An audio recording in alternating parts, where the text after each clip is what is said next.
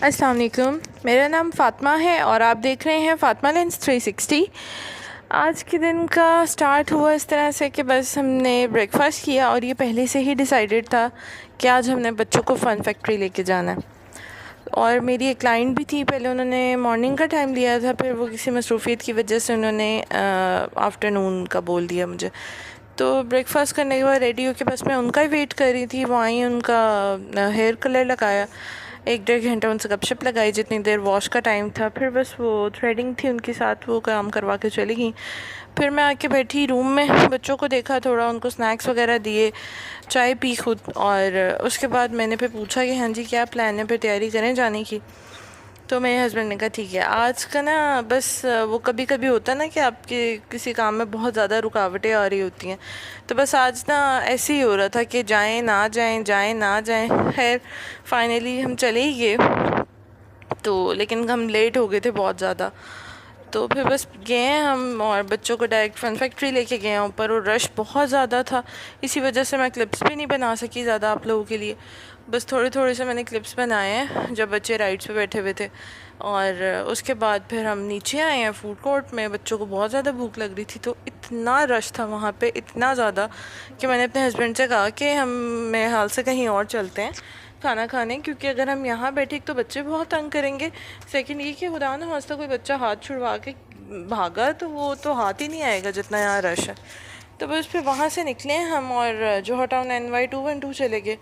वहाँ जाके हमने पिज़्ज़ा ऑर्डर किया और बच्चों को बहुत ज़्यादा भूख लग रही थी, तो उन्होंने हमें फिर तब तक चिप्स और आइसक्रीम वगैरह ला दी बच्चों के लिए, तो वो खिलाई है इन्हें। फिर हमारा खाना आया, खाना वगैरह खा के उसके बाद फिर हम निकले, तो भाई ने कहा मैं आइसक्रीम खिलाता हूँ, भाभी ने।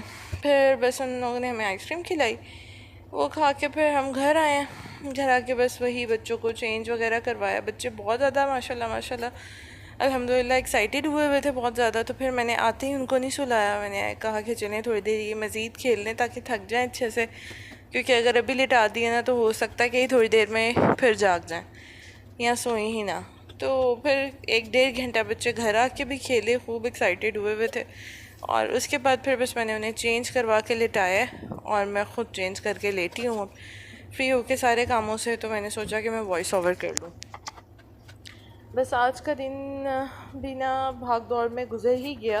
लेकिन आजकल बस सब बच्चों को वेकेशंस चल रही हैं ना, समर वेकेशंस, तो इतना रश था एम्पोरियम में कि मैं आपको बता नहीं सकती। तो वैसे अभी जब तक वेकेशंस नहीं ख़त्म होती ना, तो वीकेंड्स पे जाना तो बहुत ही बड़ी बेवकूफ़ी है कि आपको ना तो सुकून से आप कहीं घूम फिर पाते हैं। लिफ्ट के लिए आपको इतनी देर वेट करना पड़ता है और बहुत रश था। तो और उससे भी ज़्यादा बैड सीन तब आपके साथ हो जाए कि जब आप किसी रेस्टोरेंट में गए और वहाँ आपको बेबी चेयर नहीं मिल पाई, दोनों ही बेबी चेयर्स बिज़ी थी। और फिर मेरे हस्बैंड ने कहा कि मैं गाड़ी में से प्रैम ले आता हूँ। फिर मैंने कहा नहीं छोड़ें, कोई नहीं, कहाँ आप लेके आएंगे, मैं इनको हैंडल कर लेती हूँ किसी तरह। तो बस फिर जैसे तैसे इनको हैंडल किया बच्चों को। लेकिन खैर बहुत मुश्किल होता है बच्चों के साथ इस तरह से प्लान करना, और जाना ज़रूरी भी बहुत होता है।